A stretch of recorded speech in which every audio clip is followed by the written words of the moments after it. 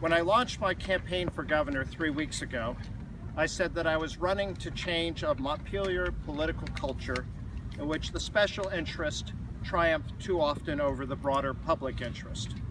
And I specifically warned of the dangers that comes from allowing corporations to make what are essentially unlimited contributions to political candidates. Last week, the Securities and Exchange Commission and the Vermont Attorney General filed civil fraud cases against two of the largest contributors to Vermont political campaigns, Ariel Quiros and Bill Stenger. Both men used corporations they owned and controlled as a device to circumvent limits on individual contributions. From 2010 to 2014, the two provided more than $74,000 to Governor Shumlin's election campaigns and to the Vermont Democratic Party. In these election cycles, Shumlin was the only candidate for a top-tier office to have a seriously contested election. In effect, all this money supported the governor's elections.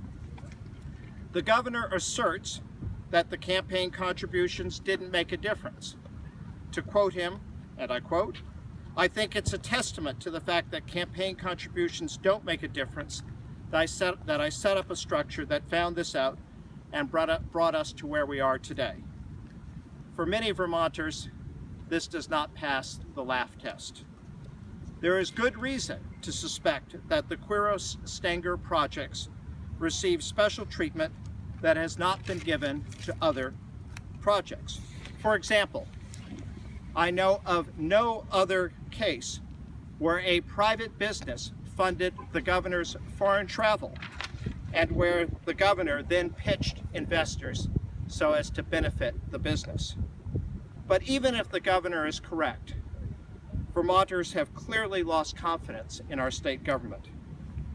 I therefore call on the legislature to establish an independent commission to examine, 1, whether Vermont exercised appropriate oversight over the Quiros-Stenger projects. 2, whether the state of Vermont gave the Quiros-Stenger projects preferential treatment in terms of environmental permitting, infrastructure and roads, and enforcement of labor laws. Whether any public money went to support these projects. Whether the governor's office intervened in the regulatory process to benefit these projects. And 5, whether political contributions had any influence on the governor's handling of these projects or other business projects associated with large campaign contributors. In examining these questions, I hope the commission will also look at whether the governor's presentations, while traveling on Stenger's dime, led unsuspecting foreign investors to believe the projects were sanctioned by the state of Vermont or by the United States government, and therefore were safer investments than they actually were. And here are some very big questions. What did the state do when it first became aware of the irregularities and the possible fraud? Did it alert the Securities and Exchange Commission, the Department of Justice, and the Vermont Attorney General? And if so, when? Did it take steps to alert potential investors of the risks? In short, what did the governor know? When did he know it? And what did he do about it? I would like the commission to make some specific recommendations.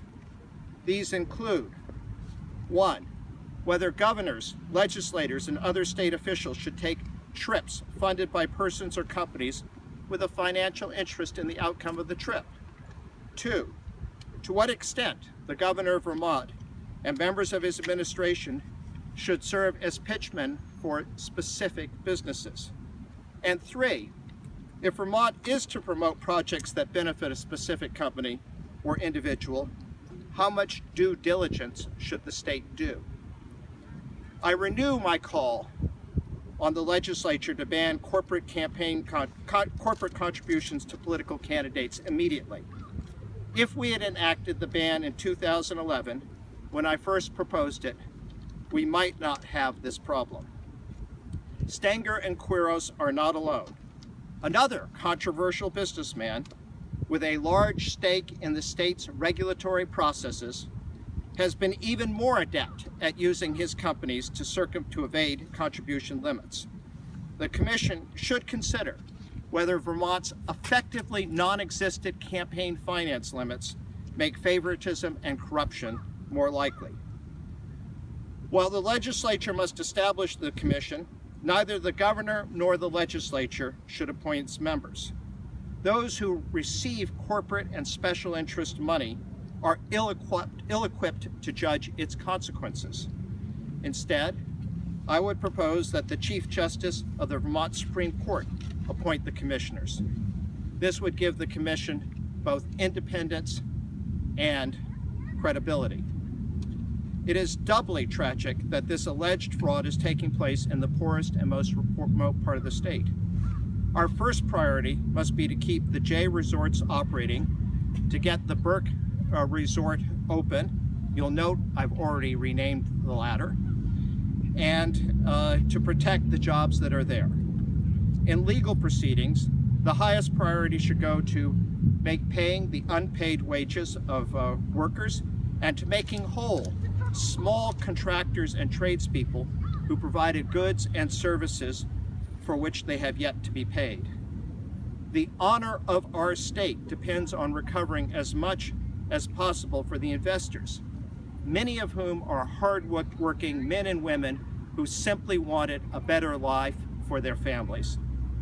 Vermonters create 98% of our new jobs with no state support. In this campaign, I have repeatedly called for economic development policies that focus on the 98% rather than a strategy of taxpayer giveaways to wealthy corporations. So far, I have been a lonely voice on the campaign trail.